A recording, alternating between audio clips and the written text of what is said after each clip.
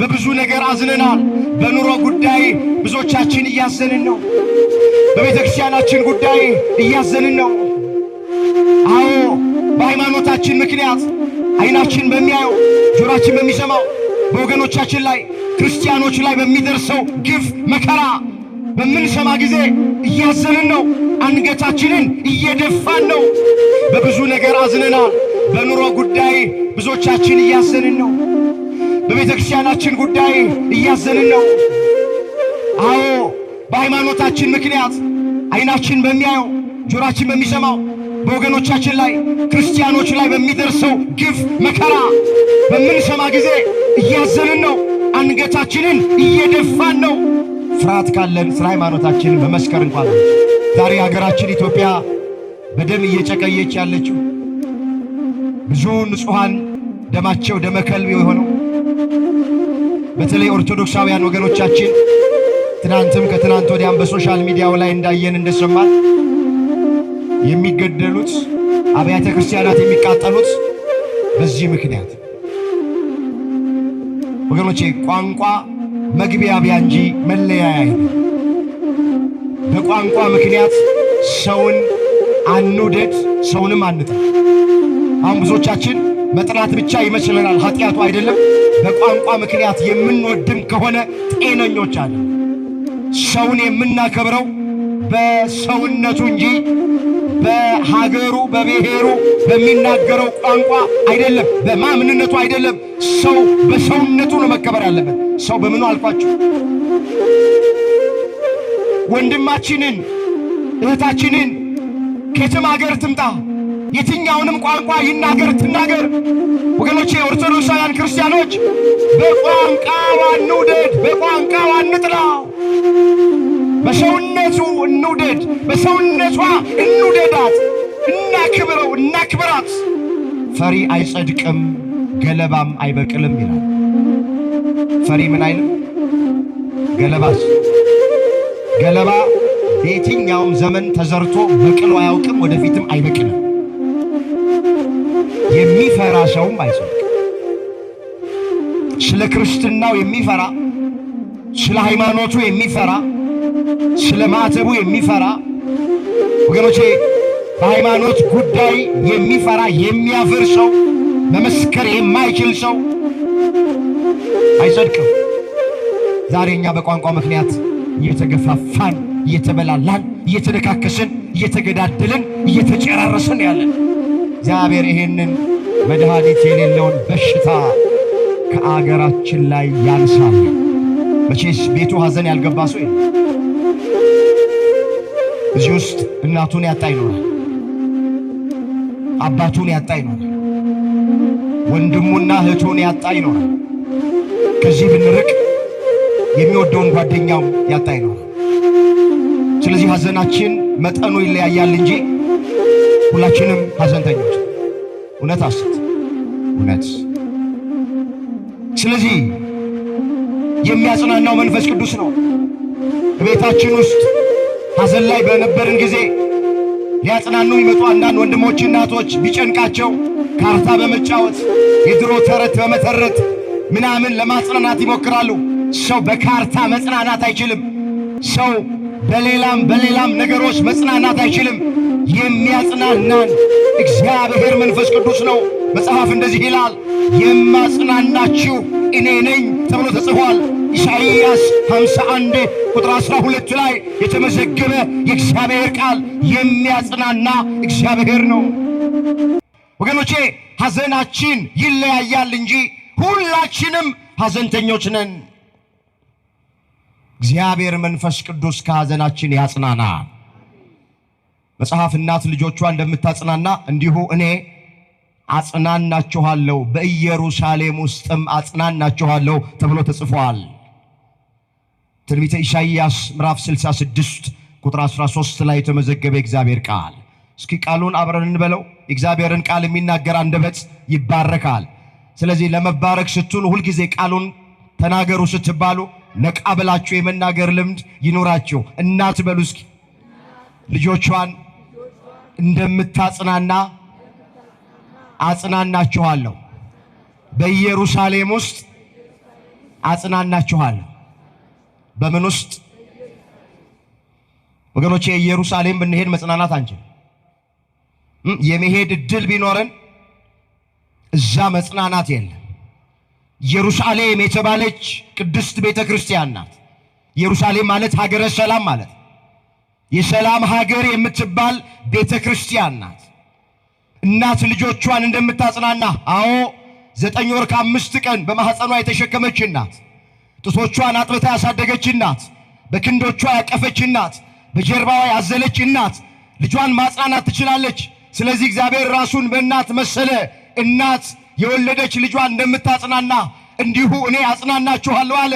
እግዚአብሔር ከእናት በላይ እናት ነው፣ ማጽናናት ይችልበታል።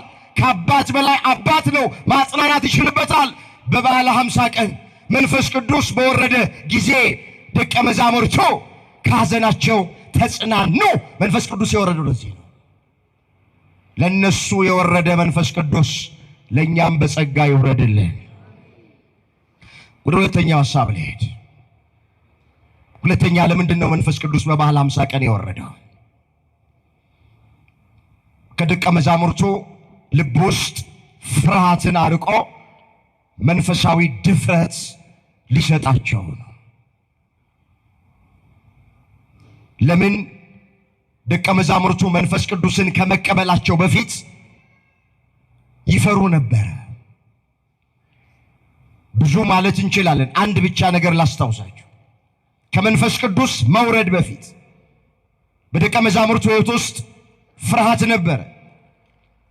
በዚህ በማቴዎስ ወንጌል በምዕራፍ 14 ቁጥር 26 ጀምሮ አንድ ታሪክ ተመዝግቧል።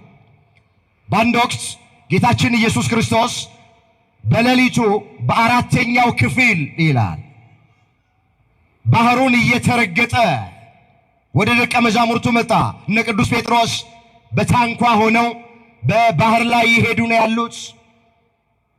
ጌታቸውን መምህራቸውን አዩት። ውሃውን ባህሩን እየተረገጠ ወደ እነሱ ይመጣ። ምትሃት ያዩ መሰላቸውና ደቀ መዛሙርቱ ፈሩ። እሱም እንዲህ አላቸው።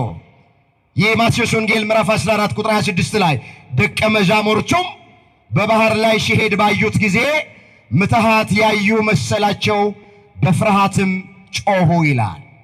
በምን ጮሁ? ፈርተው ጮሁ።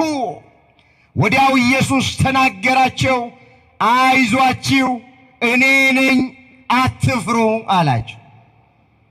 እስኪ አይዟችሁ በሉ። እኔ ነኝ አትፍሩ። እግዚአብሔር አይዟችሁ ይበለ። በፈሩ ሰዓት በተጨነቁ ጊዜ ደረሰላቸው። አይዟችሁ አትፍሩ እኔ ነኝ አለ። እግረ መንገድ ኢየሱስ ክርስቶስ ወደዚህ ምድር የመጣው ስለ 3 ዋና ነገሮች ነው። አንደኛ አትፍሩ ብሎ ፍርሃትን ለማራቅ፣ አትጨነቁ ብሎ ከጭንቀት ለማረጋጋት፣ የተቆረጠውን ተስፋ በዘመኑ ከነበሩት ክርስቲያኖች ለማራቅ፣ ተስፋቸውን ለመቀጠል 3 ነገሮችን ይናገር ነበር። አትፍሩ ይል ነበረ፣ አትጨነቁ ይል ነበረ። እንደገና ደግሞ ተስፋቸውን ሊቀጥል ነበር። በተስፋ ደስ ይበላችሁ ይላቸው ነበር። አይዟችሁ እኔ ነኝ አትፍሩ አላቸው። ስለዚህ ደቀ መዛሙርቱ መንፈስ ቅዱስን ከመቀበላቸው በፊት ፍርሃት ነበረባቸው፣ ይፈሩ ነበር። ወገኖቼ ሰው በዋናነት ስለ 2 ነገር ነው የሚፈራው። አንደኛ እምነቱ ሲጎድል፣ ሁለተኛ እግዚአብሔር መንፈስ ቅዱስ ሲለየው። የእምነት መጉደል ፍርሃት ያመጣል። ትዝ ይላችኋል ጌታችን በታንኳ ሲሄድ ማዕበል ተነስቶ ታንኳይቱን ወደፊት፣ ወደ ኋላ፣ ወደ ግራ፣ ወደ ቀኝ እያደረገ ያናውጻት ጀመር ይላል ማቴዎስ 8 ቁጥር 23 ላይ። ደቀ መዛሙርቱ ወደ ክርስቶስ መጡ። እሱ በታንኳይቱ ውስጠኛ ክፍል ተኝቶ ነበረ ይላል። ቀርበው ምንድነው ያሉት? ጌታ ሆይ አድነን፣ ስንጠፋ አይገድህም እንዴ አሉት። እሱም ምፈልገውን ቃል ተናገረ። እናንተ እምነት የጎደላችሁ ስለምን ትፈራላችሁ አላቸው። እናንተ በሉ እስኪ እምነት የጎደላችሁ ስለምን ትፈራላችሁ? ምን የጎደላችሁ? ስለዚህ ሁላችሁ መጀመሪያ ሰው የሚፈራው መጽሐፍ ቅዱስ እንደሚናገር እምነቱ ሲጎድል፣ ሁለተኛ ሰው የሚፈራው መንፈስ ቅዱስ ከሱ ሲለይ፣ በትንሽ በትልቁ በሚያየው በሚሰማው በሩቅ በቅርብ ባለው ነገር ይደነግጣል፣ ይፈራል። እንመለስ። ደቀ መዛሙርቱም ፍርሃት ነበረባቸው። እነ ቅዱስ ጴጥሮስ፣ እነ ቅዱስ ዮሐንስ፣ እነ ቅዱስ ያዕቆብ ሌሎቹም ፍርሃት ነበረባቸው። በበዓለ ሃምሳ ቀን መንፈስ ቅዱስ በጸጋ በወረደላቸው ጊዜ ፍርሃት ከነሱ ራቀ። በመንፈሳዊ ድፍረት በጥባት ሆነው ወንጌል መስበክ ጀመሩ፣ ማገልገል ጀመሩ። ክርስቶስን ሰቅለው በገደሉት በጨካኞቹ በአረመኔዎቹ በአይሁድ መካከል ሳይፈሩና ሳያፍሩ ወንጌል መስበክ ጀመሩ። መቼ? መንፈስ ቅዱስን ከተቀበሉ በኋላ። ቅዱስ ጴጥሮስ በአንድ ወቅት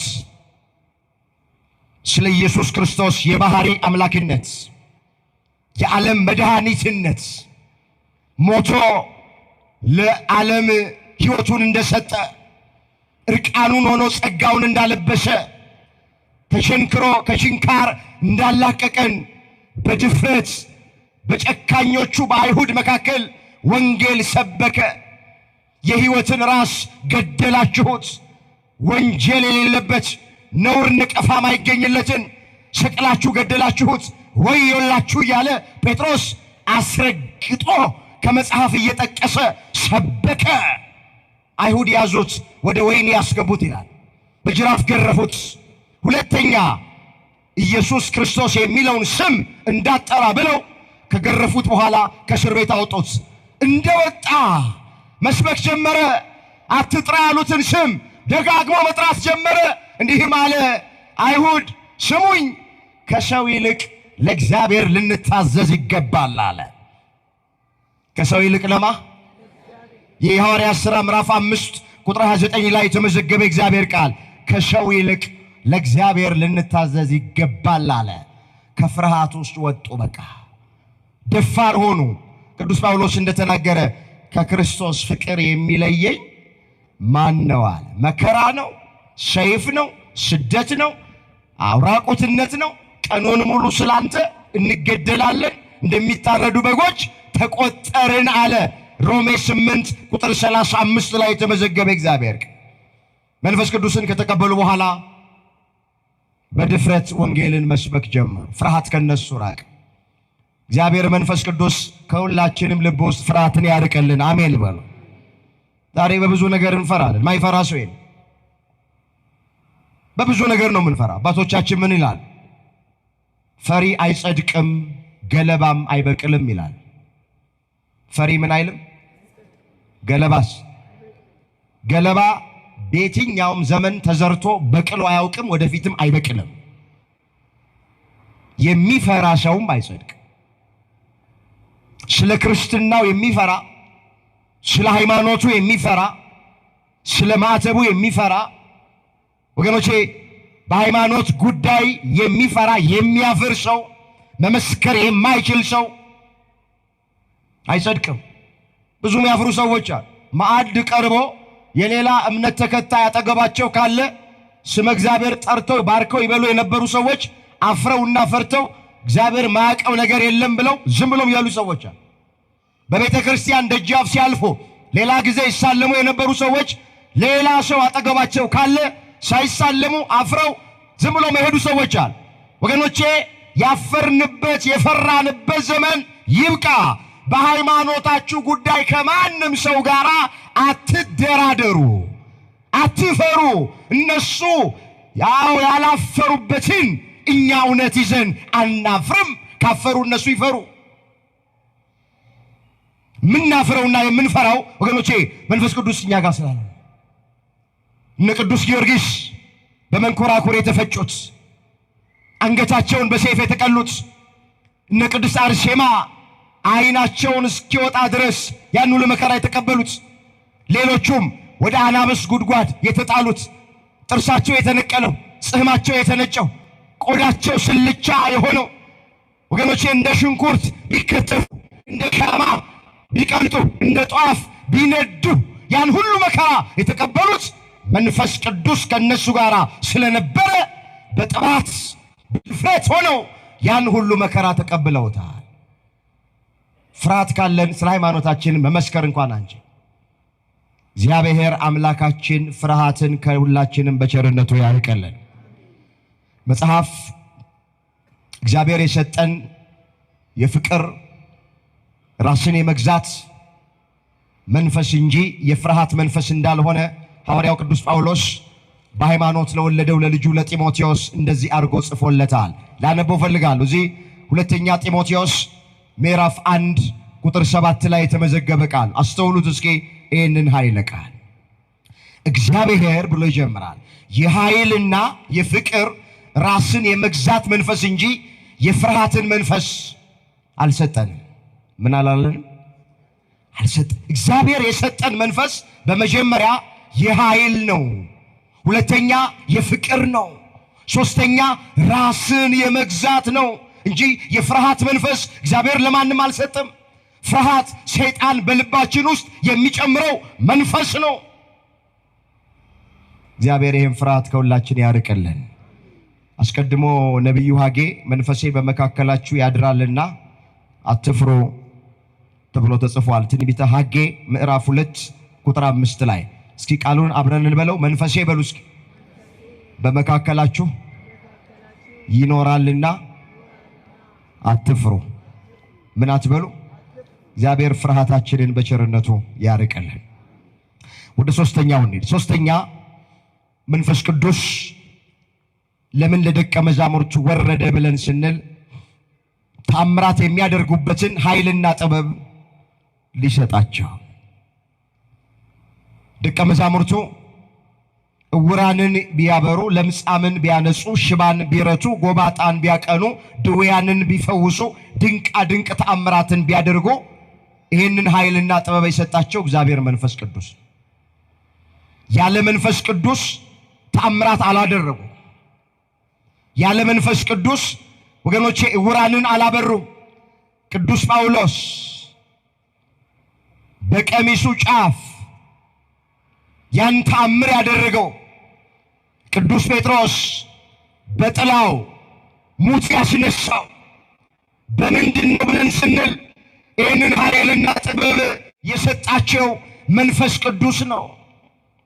በሐዋርያት ሥራ ምዕራፍ 3 ቁጥር 1 ጀምሮ የተመዘገበው ታሪክ ያ ከእናቱ ማኅፀን ጀምሮ አንካሳ የነበረ ሰው መልካም በሚሏት በሰለሞን ደጅ በቤተ መቅደስ ላይ ሁልጊዜ ማይጠፋ እዛ የተጣለ አላፊ አግዳሚው ወጪ ወራጁን ድቃቂ ሳንቲም ይለምናል። አንድ ቀን ቅዱስ ጴጥሮስ ከዮሐንስ ጋር ለጸሎት ወደ መቅደስ ሲገባ ደጃፉ ላይ ይሄ ከእናቱ ማኅፀን ጀምሮ አንካሳ የሆነውን ሰው አገኘው። ይህም ሰው ብርና ወርቅ እንዲሰጡት ጴጥሮስና ዮሐንስን ለመነ። ጴጥሮስ እንደዚህ አለው፣ ወደኛ ተመልከት አለው። ብርና ወርቅ የለንም አለው፣ ነገር ግን ያለንን እንሰጥሃለን። በናዝሬቱ በኢየሱስ ክርስቶስ ስም ተነስና ተመላለስ አለው። ስሙን ጠራበት። ወዲያው ወገቡ ቀና፣ ቁርጭምጭሚቱ ጸና፣ ተነስቶ ዘለለ፣ ተፈወሰ ይላል። ክብር ምስጋና ለአምላካችን ለእግዚአብሔር ይሁን። ቅዱስ ጴጥሮስ ይህንን ከእናቱ ማኅፀን ጀምሮ አንካሳ የነበረውን ሰው የፈወሰው በእግዚአብሔር መንፈስ ቅዱስ ነው። ኃይሉን የሰጠው፣ ጥበቡን የሰጠው፣ ሀብተ ፈውስን የሰጠው መንፈስ ቅዱስ ነው። ዛሬም በዘመናችን በቤተ ክርስቲያናችን ውስጥ እግዚአብሔር ጸጋውን ያበዛላቸው፣ ሀብተ ፈውስ የሰጣቸው፣ ጸበል አጥብቀው በመስቀል አሻሽተው እምነቱን ቀብተው እፍ ብለው የሚፈውሱ ብዙ አባቶቻችን አሉ። እውነተኞች አሉ፣ በዚያው ልክ ደግሞ ሐሰተኞችም አሉ። መጽሐፍ መንፈስን ሁሉ አትመኑ፣ መናፍስት ከእግዚአብሔር ሆነው እንደሆነ መርምሩ ይላል። እዛ አንደኛ ዮሐንስ መልእክት ምዕራፍ 4 ቁጥር 1 ላይ የተመዘገበ ቃል። እስኪ መንፈስን ሁሉ በሉ አትመኑ፣ መናፍስት ከእግዚአብሔር ሆነው እንደሆነ መርምሩ። መንፈስን ሁሉ አትመኑ ይላል። ዛሬ እፈውሳለሁ፣ አድናለሁ፣ ልጅ እሰጣለሁ፣ ጤናን እመልሳለሁ፣ ንግድን እባርካለሁ ምናምን የሚል ሁሉ እውነተኛ አይደለም። ስንት ጫወታ አለ። በሰው ሕይወት የሚቀልዱ አሉ። ስንቱ እጁ ታስሮ ቤቱ የቀራለ፣ ስንቱ እግሩ ታስሮ ቤቱ የቀራለ፣ ስንቱ ጤናቶ ቤቱ የቀራለ፣ ስንቱ የአጋንንት መጫወቻ አድርገውታል መሰላችሁ። ሁሉ እውነተኛ መሰላችሁ። አጠምቃለሁ የሚል ጸበል ረጫለሁ የሚል እጸልያለሁ የሚል እደግማለሁ የሚል ልድገምላችሁ እያለ እኮ የሚደግምብን ስንት አለ። ፊት ማይቶ ፊት ላይ ግንባር ላይ አልተጻፈም። ይሄ ቀሚስ መርካቶ ይሸጣል፣ መስቀሉ መርካቶ ይሸጣል፣ ጥምጥሙ መርካቶ ይሸጣል፣ ሁሉ ነገር መርካቶ ይሸጣል። እውነተኛና እውነተኛ ያልሆኑትን አባቶቻችሁንም ለዩ። እንደ ጠፍ ከብት የተነዳንበት ዘመን ይብቃ። ሃይማኖት የሚያሰድቡ እውነተኛ አባቶችን የሚያስነቅፉ ቤተክርስቲያናችንን የሚያሰድቡ ስንቶች ያሉ መሰላችሁ። ደቀ መዛሙርቱ ግን በእውነተኛው መንፈስ፣ በጽድቅ መንፈስ፣ በመንፈስ ቅዱስ ኃይል፣ በመንፈስ ቅዱስ ጥበብ ድንቃ ድንቅ ታምራቶች አደረጉ።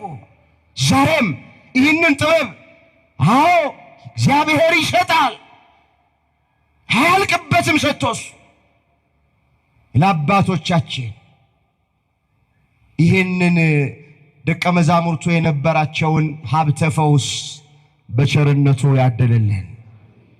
ስንት በአጋንንት የታሰራል፣ ጸበል ለጸበር የሚዞር መዳን ያቃተው፣ ትዳሩ የተበላሸበት፣ ስራው የተበላሸበት፣ ጤናውን ያጣ ስንት አለ መሰላችሁ። በአጋንንት አሰራር ማለት ቤት ይቁጠረው። አንገቱን ደፍቶ አዝኖ በገዛ አባቶቹ፣ አንዳንዶቹ በዚህ ምክንያት ይቅርብኝ ብለው እውነተኞቹን የሚያርቁ ሰዎች አሉ። በሐሰተኞቹ እውነተኞቹ እየተጠሉ ነው ያሉት። ሁሉን ገልጦ ማየት ያስፈልጋል። እንመለስ እንዳይሰፋ መንፈስ ቅዱስ የወረደላቸው ለደቀ መዛሙርቱ ኃይል፣ ጥበብ፣ የመፈወስ ታምራት የማድረግ ኃይል፣ ጥበብ ሊሆናቸው ነው። አራተኛውን እንመልከት። ለምን መንፈስ ቅዱስ ለደቀ መዛሙርቱ ወረደ? አዲስ ቋንቋ ሊገልጥላቸው ወይም አዲስ ልሳን ሊሰጣቸው።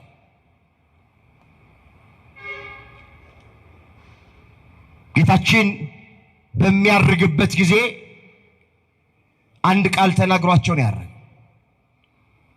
ወደ ዓለም ሁሉ ሂዱ፣ ወንጌልን ለፍጥረት ሁሉ ምን አርጉ? ስበኩ። ማርቆስ 16 ቁጥር 15 ወደ ዓለም ሁሉ ሂዱ ነው ያላቸው። ከፀሐይ መውጫ እስከ ፀሐይ መጥለቂያ ማለት ነው። ወንጌልን ለፍጥረት ሁሉ ስበኩ። ወንጌል ለአንድ ሀገር፣ ለአንድ ጎሳ፣ ለአንድ ቋንቋ ተናጋሪ ብቻ አይደለም። የእግዚአብሔር ፍቃድ ከፀሐይ መውጫ እስከ ፀሐይ መጥለቂያ፣ ከዳር እስከ ዳር ማለት ነው። ወንጌልን እንዲሰብኩ ነው የታዘዙት። ዓለምን ሁሉ ዞረው እንዲያስተምሩ ነው የታዘዙት። እነሱ ደግሞ ዕብራውያን ናቸው። የሚናገሩት አንድ ዕብራይስጥ ቋንቋ ነው። ዓለምን ዞረው ለማስተማር የዓለምን ቋንቋ ማወቅ አለባቸው።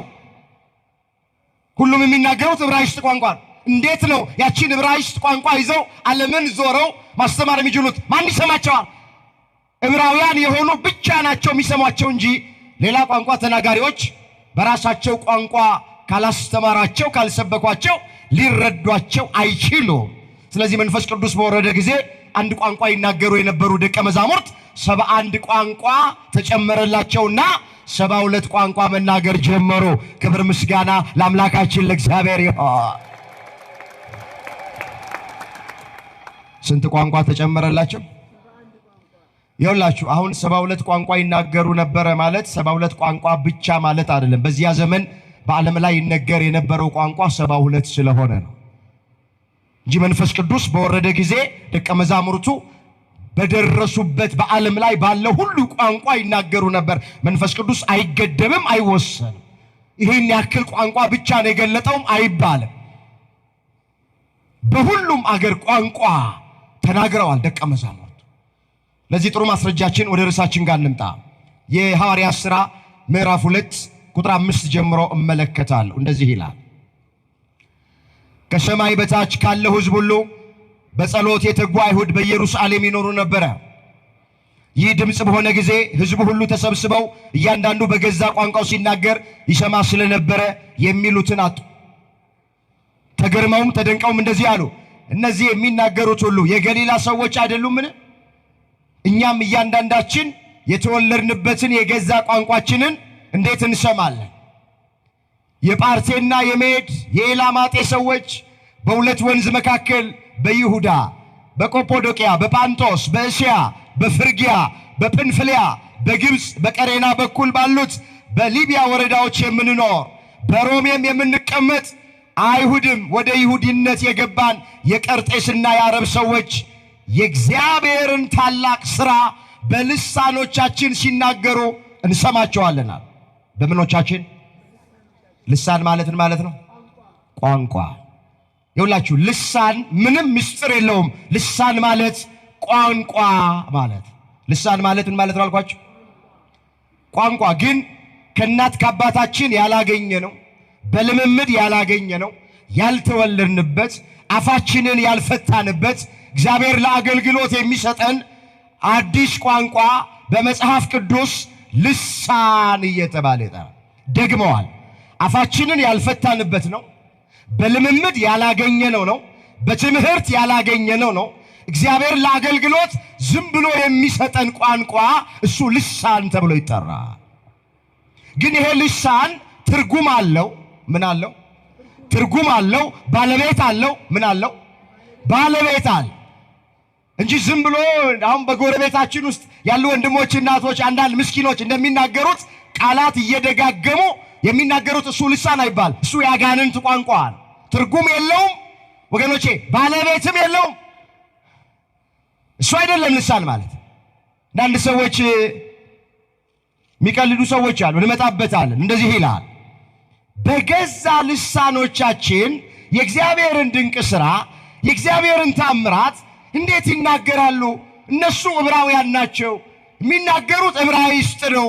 የእኛን ቋንቋ የእኛን ልሳን እንዴት ሊናገሩ ቻሉ አሉና ያንን በዓል የሚያከብሩት አይሁድ ተደነቁ ይላል፣ ተገረሙ ይላል። አንዳንዶቹም እንደዚህ ያሉ፣ አይ የወይን ጠጅ ጠጥተው ሰክረው ነው አሏቸው። ምን ብለው ነው? ሰክረው ነው። በአዲስ ቋንቋ የሚናገሩት ጉሽ ወይን ጠጅ ጠጥተው ሰክረው ነው አሏቸው። መቼስ የሰከረ ሰው እንኳን አዲስ ቋንቋ ሊናገር ይቅርና የሚያቃትንም ቋንቋ አሳክቶና አስተካክሎ መናገር ይችላል። ይችላል እንዴ? የሰከረ እንዴት አድርገው ነው አዲስ ቋንቋ ከየት ይመጣለታል? ግን አይሁድ ጠማሞች ስለሆኑ የእግዚአብሔርን ድንቅ ሥራ የመንፈስ ቅዱስን ሥራ መመስከር አቅቷቸው ምን አሉ? ደቀ መዛሙርቱ ሰክረው ነው፣ የወይን ጠጅ ጠጥተው ነው በአዲስ ቋንቋ የሚናገሩት፣ በልሳን የሚናገሩት ብለው አፌዙባቸው። ጴጥሮስ ብድግ አለና እንደዚህ አለ፣ አይሁድ አላቸው፣ ለእናንተ እንደመሰላችሁ ደቀ መዛሙርቱ ሰክረው አይደለም፣ ገና ከጠዋቱ እኮ 3 ሰዓት ነው አላቸው። ከጠዋቱ ስንት ሰዓት ነው? ይኸውላችሁ እግረ መንገድ መንፈስ ቅዱስ የወረደው ጠዋት 3 ሰዓት ላይ። ስንት ሰዓት ላይ? 3 ሰዓት። ሁሉም ሰው እያየው በንፋስ አምሳል በእሳት አምሳል ድምፅ እያሰማ ነው 3 ሰዓት ላይ ለ120 ቤተሰብ መንፈስ ቅዱስ በጸጋ የወረደላቸው። ገና ከጠዋቱ 3 ሰዓት ነው አለ። ምን ማለቱ ነው እንዴ? በ3 ሰዓት ሰው ቢሰክር 3 ሰዓት ላይ አይሰክርም። መቼ ካላበደ መቼ ነው የሚሰክረው?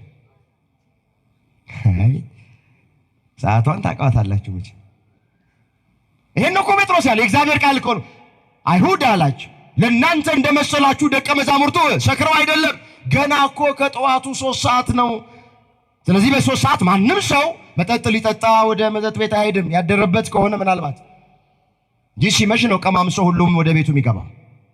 3 ሰዓት ነው አለና ምን አላቸው? ነገር ግን መጽሐፍን አታነቡም እንዴ? አትመረምሩም እንዴ?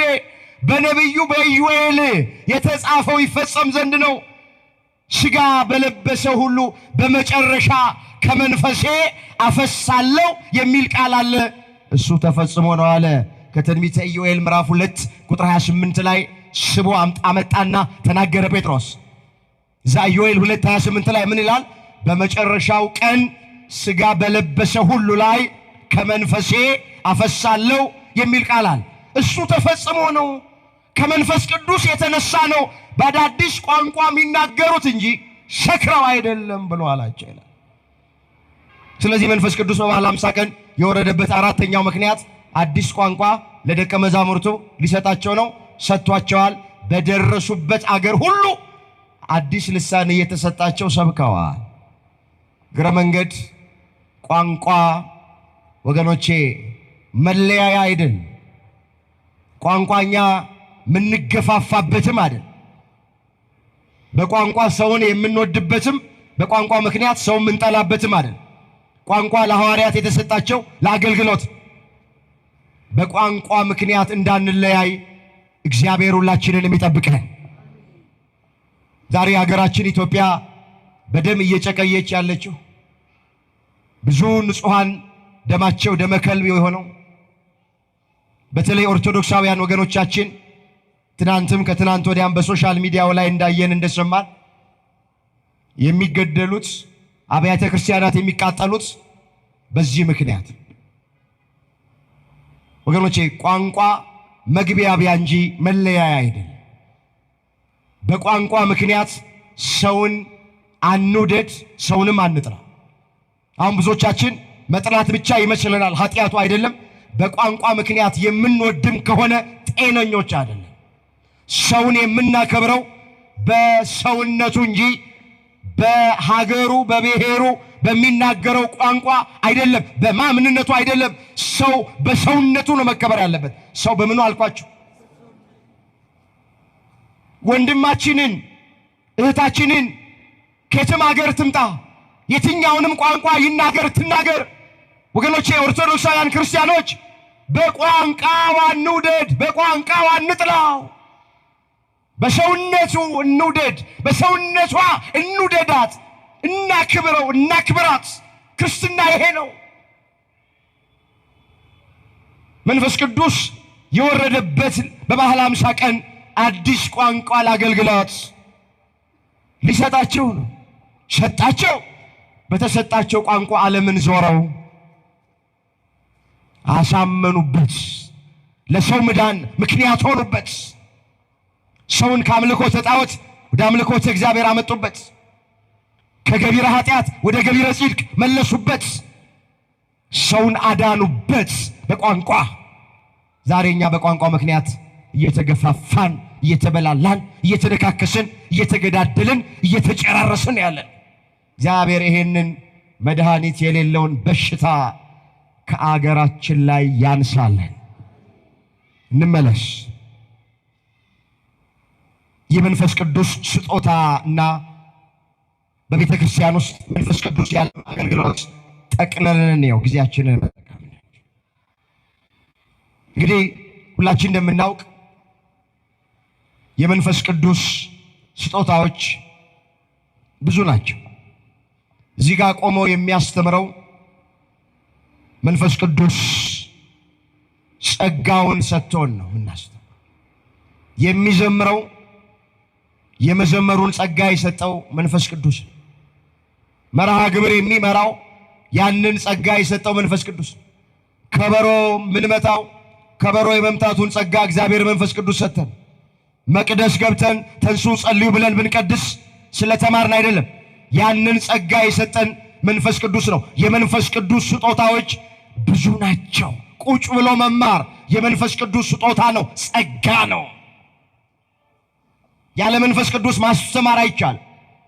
ብናስተምርም ከምናድነው ምንገለው ይበልጣል። ያለ መንፈስ ቅዱስ መዘመር አይቻልም። ብንዘምርም ሰው አይታነጽም፣ ሰው አይጽናናም።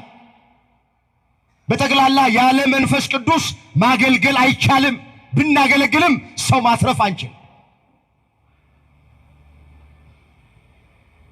ሐዋርያው ቅዱስ ጳውሎስ ይህን ግልጥ የሚያደርግ አንድ ቃል ተናግረዋል። አነበዋል። አንደኛ ቆሮንቶስ ምዕራፍ 12 ቁጥር 4 ጀምሮ እስኪ ተመልከቱ። እንደዚህ ይላል፣ የጸጋ ስጦታ ልዩ ልዩ ነው፣ መንፈስ ቅዱስ ግን አንድ ነው። እግዚአብሔር መንፈስ ቅዱስ ግን አንድ ነው።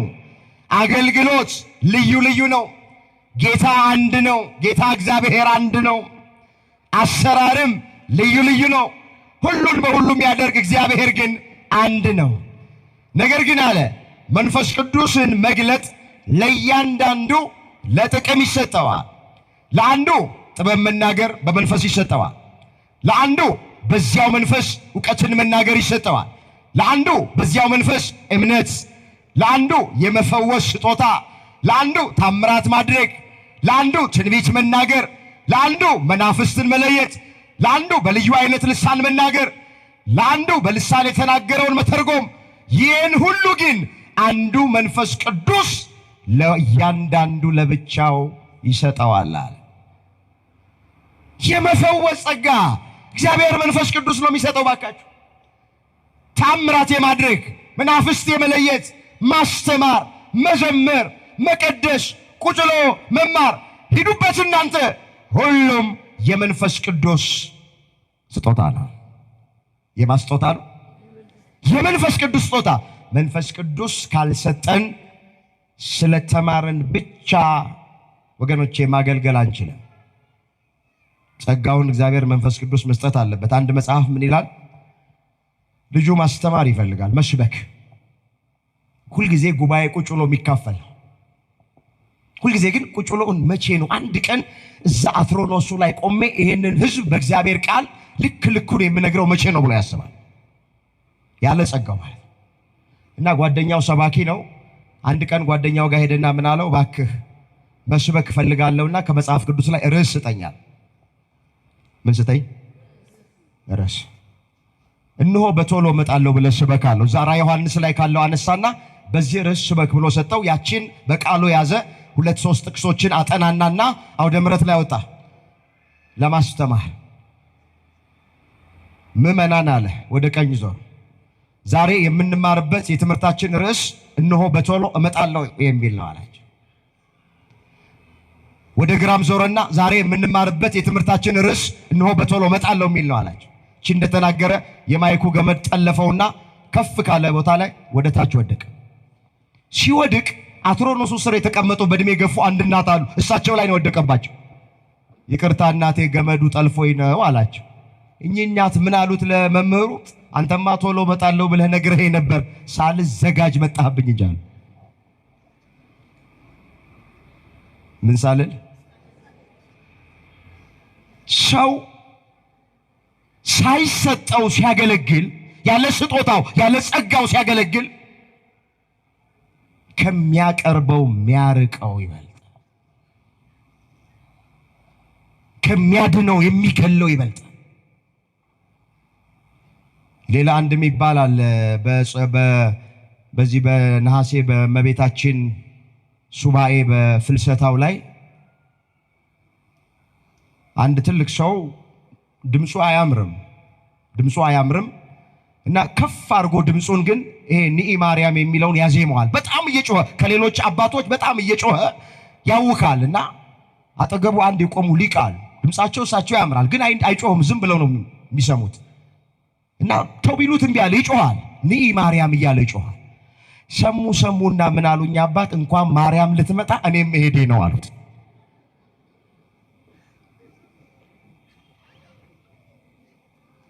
እኔ እንድስቁ ፈልጌ አይደለም። ምን እያልኳችሁ መሰላችሁ? ሁላችንም የተሰጠን ምን አለ? ስለዚህ በምናችን እናገልግል።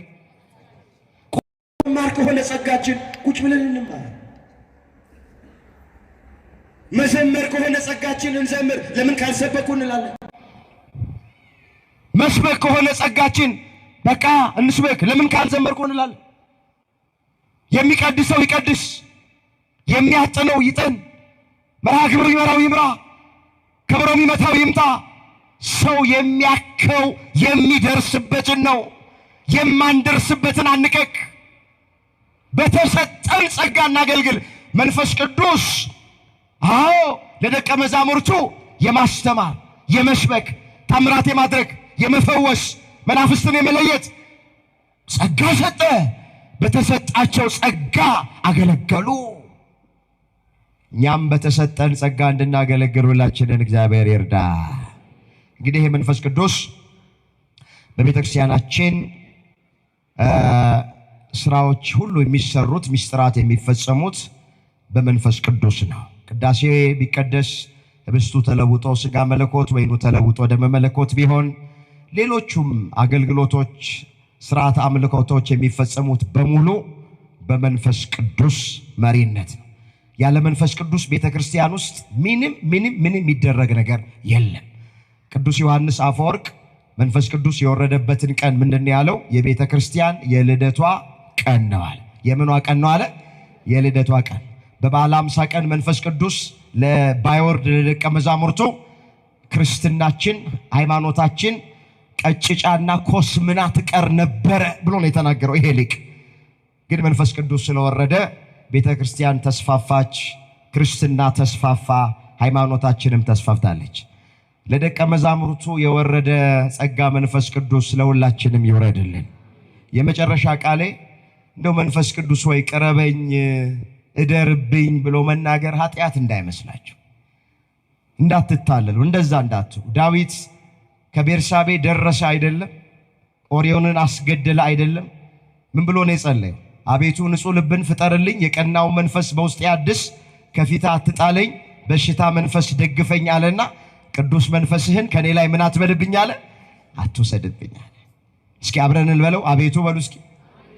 ጸሎት ነው፣ ሁላችሁም ጸልዩ። አቤቱ ንጹሕ ልብን ፍጠርልኝ፣ የቀናው መንፈስ በውስጤ አድስ፣ ከፊትህ አትጣለኝ፣ በሽታ መንፈስ ደግፈኝ፣ ቅዱስ መንፈስህን ከኔ ላይ አትውሰድብኝ።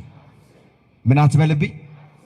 ይኸውላችሁ ቅዱስ መንፈሱ ከኛ ሲወሰድ ምንም ነገር ሊኖረን ይችላል፣ ግን በሕይወታችን ደስተኛ መሆን አንችልም። አንዳንድ ወንድሞቻችንና እህቶቻችን ራሳቸውን በገመድ እያንጠለጠሉ የሚገሉት ይሄ መንፈስ ከነሱ ሲርቅ፣ እርኩስ መንፈስ ሲቀርባቸው። ሰው መርዝ እየጋተ ራሱን የሚያጠፋው፣ ከፎቅ ላይ እየወረወረ ራሱን የሚያጠፋው ለምን ይመስላችኋል? ቅዱስ መንፈስ ከሱ ሲለይ እኮ። ስለዚህ ጠዋትም ማታም ለጸሎት እግዚአብሔር ፊት ስንቆም አቤቱ ንጹሕ ልብን ፍጠርልኝ፣ የቀናው መንፈስ በውስጤ አድስ፣ ቅዱስ መንፈስህን ከኔ አትውሰድብኝ እንበል። እግዚአብሔር ቅዱስ መንፈሱን ከኛ ከወሰደ ብዙ ገንዘብ ሊኖረን ይችላል። ዘመነኛ መኪና ልናሽከረክር እንችላለን። በተዘራረበ ፎቅ ውስጥ ልንኖር እንችላለን። ግን ደስተኛ መሆን አንችልም። ሰላም አይኖረንም። እንጨነቃለን፣ እንተክዛለን፣ እንታወካለን። መቼ? እግዚአብሔር መንፈሱን ከኛ ከወሰደው። መንፈስ ቅዱስ ከተለየን ምንም ነገር ሊኖረን ይችላል፣ ግን ደስታ የሚባል አይኖረንም። ስለዚህ ጸሎታችን ለዳዊት ቅዱስ መንፈስን ከኔ ላይ አትውሰድብኝ እያልን እንድንጸልይ መድኃኔዓለም ሁላችንን ይርዳል። በሁሉም በሉ እስኪ መንፈስ ቅዱስ ሞላባቸው። ለደቀ መዛሙርቱ የወረደው መንፈስ ቅዱስ ለኛም ይውረድልን። ያስተማረን፣ የመከረን፣ የገሰጸን የአባቶቻችን አምላክ እግዚአብሔር ስሙ ለዘላለም የተመሰገነ ይሆን። ድንግል ማርያም ጣዕሟን ባንደበታችን ፍቅሯን በልባችን ትሳልብን። እግዚአብሔር ጉባኤያችንን ያስፋልን። በተማርነው ትምህርት 30 60 መቶ ያማረ ፍሬ አፍርተን መንግስቱን እንድንወርስ ስሙን እንድንቀድስ እግዚአብሔር ለሁላችንም ይፍቀድልን። የሁላችንን መጨረሻ እግዚአብሔር ያሳምር።